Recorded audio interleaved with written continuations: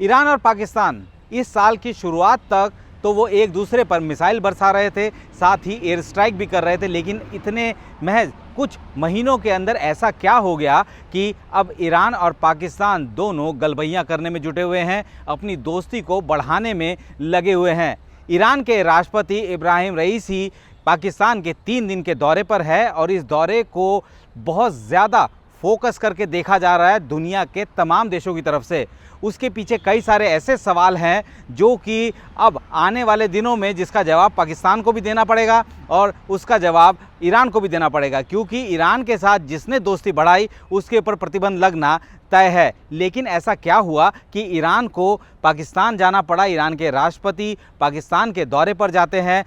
पाकिस्तान में नई सरकार के गठन के बाद ये कोई किसी देश का पहला राष्ट्रीय अध्यक्ष जो है अतिथि के तौर पर गया है और ये वो देश है जिनके साथ इस साल के शुरुआत तक जो है लड़ाई वो चल रही थी, लगातार मिसाइलें दागे जा रही थी। उसके पीछे कई सारे कारण ज़रूर बताए जा रहे हैं और जिस तरीके की जानकारी पाकिस्तान की तरफ से आ रही है, ईरान की तरफ से आ रही है कि दोनों देश अपने व्यापार को अगले 5 साल तक $10 बिलियन तक ले जाना चाहते हैं। साथ ही जो ईरान पाकिस्तान गैस पाइपलाइन है, जो कि तकरीबन 70 से 80 किलोमीटर लंबी गैस पाइपलाइन है, उसको किस तरीके से आगे बढ़ाएं, इस पर भी बातचीत हो सकती है। साथ ही जो बलूचिस्तान जो प्रांत है जो कि ईरान का हिस्सा है और जो बलूचिस्तान है जो कि पाकिस्तान का हिस्सा है, वहाँ जिस तरीके से दोनों देश आपस में भिड़ रहे थे वो किस तरीके से शांत हो, ये भी एक बड़ा मुद्दा है। लेकिन सबसे बड़ी बात यह है कि आखिर पाकिस्तान जो कि लगातार ईरान के साथ जिस तरीके के रिश्ते अभी तक रखता रहा है, व्यापार ज़रूर होता है, लेकिन जिस तरीके से वहाँ ईरान पर दुनिया भर के प्रतिबंध लगे हुए हैं उसके बावजूद अब वो यहाँ पे मुलाकात कर रहा है, तो इससे कई सवाल खड़े होते हैं, जिसमें से एक सबसे बड़ा सवाल ये है कि क्या पाकिस्तान को अमेरिका के प्रतिबंधों से डर ख़त्म हो चुका है या फिर इसके पीछे की कोई दूसरी वजह है। इसके पीछे की जो दूसरी वजह समझ में आती है, जो कि जानकार भी मानते हैं कि इसके पीछे सबसे बड़ा फैक्टर बताया जा रहा है वो है चाइना फैक्टर। जी हाँ, बिल्कुल, जो मैंने कहा कि चाइना फैक्टर ये सबसे बड़ा फैक्टर है, क्योंकि चीन के दोनों देशों के साथ बेहतर संबंध है। अगर हम लोग सीधे सीधे चाइना के ईरान के साथ संबंध की बात करें तो तमाम प्रतिबंधों के बावजूद ईरान का 50% तेल जो है वो चाइना खरीदता है, तो वहीं चाइना अपने एनर्जी रूट को सिक्योर करने के लिए सीपेक यानी China Pakistan economic corridor Pakistan से निकाल रहा है, जो कि सीधा उसको एक लैंड रूट देगा अपने एनर्जी ट्रेड को वहाँ तक ले जाने के लिए। चाबार, जिसमें कि भारत का भी जो है एक हिस्सा है, भारत भी चाबार पोर्ट को डेवलप कर रहा है, ईरान की तरफ से डेवलप करने के लिए कहा गया था और भारत वहाँ से अपने जो दूसरे देशों तक अपनी जो रसद या जो अपनी सप्लाईज पहुँचानी है या अपना व्यापार करना है, उस चाबार पोर्ट के ज़रिए, लैंड रूट के ज़रिए वो आगे जा सकता है। क्योंकि भारत से अगर अफ़गानिस्तान को भी एड पहुँचानी है तो पाकिस्तान की तरफ से रास्ता वो मुफीद नहीं है। तो अब ऐसे में जो हालात इस वक्त बने हुए हैं, चाइना को सबसे बड़ा डर इस बात का लग रहा है कि जो सीपैक का प्रोजेक्ट है वो इतना बड़ा प्रोजेक्ट है और वो अभी तक जिस तरीके की उसकी स्थिति है वो बेहतर तरीके से नहीं चल रही हैं। लगातार बलूचिस्तान में जो कि ग्वादर पोर्ट है, जिसके आसपास बलूच विद्रोही लगातार उस पर हमले कर रहे हैं, और उसके बाद जब बलूचिस्तान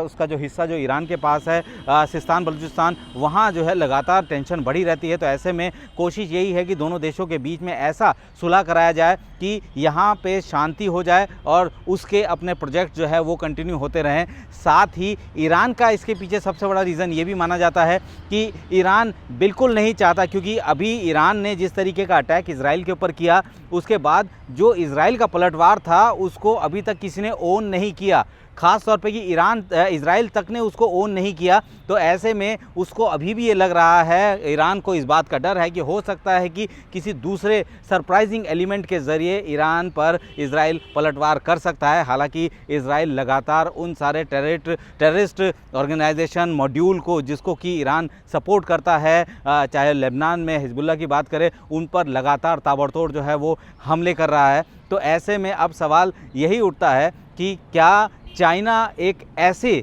देशों का एक गुट एकजुट करने में जुटा हुआ है, जो कि एंटी यूएस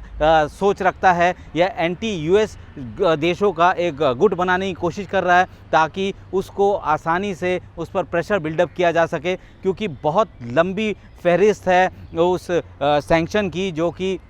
पाकिस्तान पर भी लगाई गई है, जो कि ईरान पर भी लगाई गई है। हाल ही में पाकिस्तान के जो बैलिस्टिक मिसाइल प्रोग्राम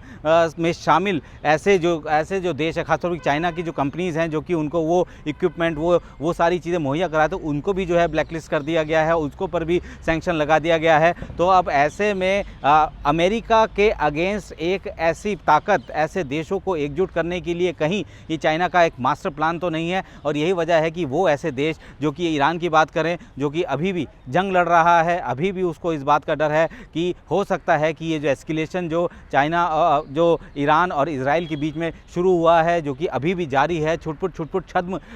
भेष में जो है ये अभी भी चल रहा है, कहीं ये बड़ा ना हो जाए। लिहाजा अब कोशिश यही की जा रही है कि किसी भी तरीके से मामले को शांत करते हुए अपने आप को मजबूत किया जा सके, और ईरान का जो दोस्त है, ईरान का जो एक कह सकते हैं कि सबसे बड़ा जो फ्यूल का जो इंपोर्टर है, जो कि इंपोर्ट करता है, वो चाइना है, और वही चाइना का जो खुद का प्रेजेंस है वो पाकिस्तान में भी है। तो ऐसे में इन दोनों दुश्मन देशों को, जो कि अलग अलग तरीके से जो है विचारधारा रखते हैं, अलग अलग तरीके के उनके अपने नियम कानून हैं, और उसको लेकर अगर उन दोनों को अगर एकजुट कर देता है तो कम से कम ये जगह जो है उसके लिए सिक्योर हो जाएगी। तो वहीं दूसरी तरफ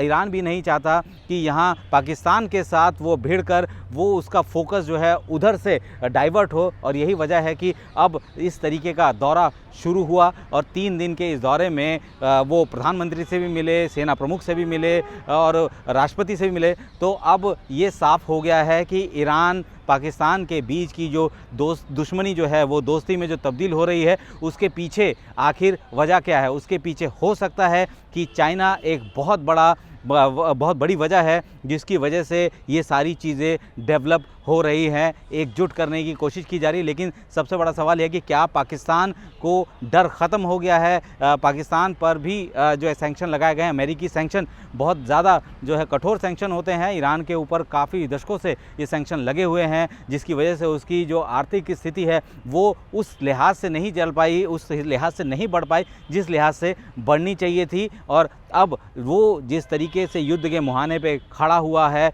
ऐसे में उसको भी ऐसे देशों की ज़रूरत है जो कि उसकी इकोनॉमी को बूस्टअप करे। और ऐसे में बहुत सारे ऐसे प्रोजेक्ट हैं, चाहे हम लोग ईरान पाकिस्तान गैस पाइपलाइन की बात करें, वो भी ऐसा प्रोजेक्ट है। हालांकि पाकिस्तान को कोई बैंक लोन, उस प्रोजेक्ट के लिए कोई बैंक लोन देने को तैयार नहीं है, पाकिस्तान को तो वैसे भी नहीं देगा। और साथ ही अगर उस देश के साथ जो कि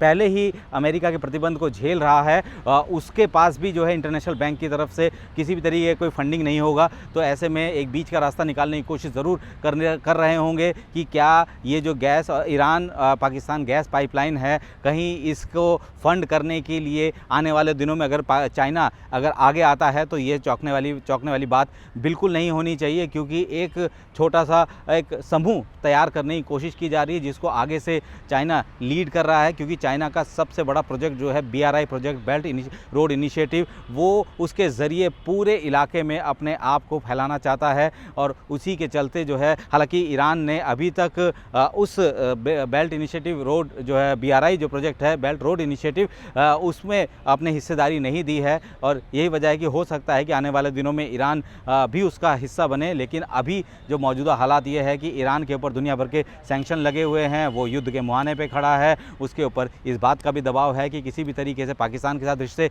सुधारे जाएं उस एरिया में, ताकि वो अपना फोकस इजराइल की तरफ दे सके। तो ऐसे में वहाँ चाइना का भी इंटरेस्ट इसी बात को लेकर है कि किसी भी तरीके से वो हालात को इस तरीके से नॉर्मलाइज कर दे कि उसका जो इंटरेस्ट है, बेसिक इंटरेस्ट है, उस पर किसी भी तरीके का खतरा ना हो। और पाकिस्तान जो कि एक मौका परस्त देश है, वो किसी भी तरीके से कोई भी मौका ऐसा नहीं छूटने देना चाहता, क्योंकि आर्थिक स्थिति उसकी बहुत ख़राब है। और ऐसे में जहाँ से भी पैसा उसको मिल जाए उसके लिए वही बेहतर है। और सबको पता है कि कोई भी देश अगर ईरान के साथ दोस्ती बढ़ाता है तो अमेरिका का प्रेशर ज़रूर उसके ऊपर होता है कि आप उसके साथ व्यापार कम करें, व्यापार उसके साथ ना करें। और साफ बात यह है कि जिस तरीके से $10 बिलियन का व्यापार का इन्होंने अगले 5 साल का लक्ष्य रखा है, जाहिर सी बात है कि अमेरिका पाकिस्तान पर भी प्रेशर बिल्डअप करने की कोशिश करेगा और यही वो टाइम होगा जब पाकिस्तान एक और डबल गेम खेलने की कोशिश करेगा और इसका ये अमेरिका से उसका भी फ़ायदा लेगा। तो मौका परस्त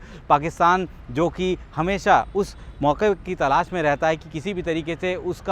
उसका भला हो जाए, किसी भी तरीके से उसके आर्थिक स्थिति ठीक हो जाए, और उसी के चलते उसकी सारी नीतियाँ भी बनती है। इसीलिए पाकिस्तान, क्योंकि उसकी एक ऐसी लोकेशन है, जिस लोकेशन में पाकिस्तान है वो स्ट्रेटजिकली बहुत इंपॉर्टेंट लोकेशन है और उसी का वो फ़ायदा उठाता है। और मौका परस्त पाकिस्तान किस तरीके का है पूरी दुनिया जानती है। तो ऐसे में अब ये जिस तरीके का ट्रायंगल बन रहा है, ईरान, पाकिस्तान और उसके बाद चाइना, ये अपने आप में मैसेज दे रहा है कि अमेरिका के जो खिलाफ जो ऐसे देश हैं उनको एकजुट किया जा रहा है, ताकि यूनाइटेड नेशंस में भी उस पर दबाव बनाया जा सके। और कई सारे ऐसे इश्यूज़ हैं जिसमें कि अमेरिका लगातार हावी होता रहा है, उसको भी डाइल्यूट करने की कोशिश की जा सके। तो ये जो अभी विज़िट जो चल रही है, जो विज़िट है, ये अपने आप में ही कई सारे मायने जो है वो उसके निकल रहे हैं। और इसमें एक ऐसा देश जो कि इस पूरी पिक्चर में नहीं है, चीन, उसका एक बहुत बड़ा रोल इसमें साबित हो सकता है, क्योंकि ये तीनों देशों के लिए एक फ़ायदे का सौदा है।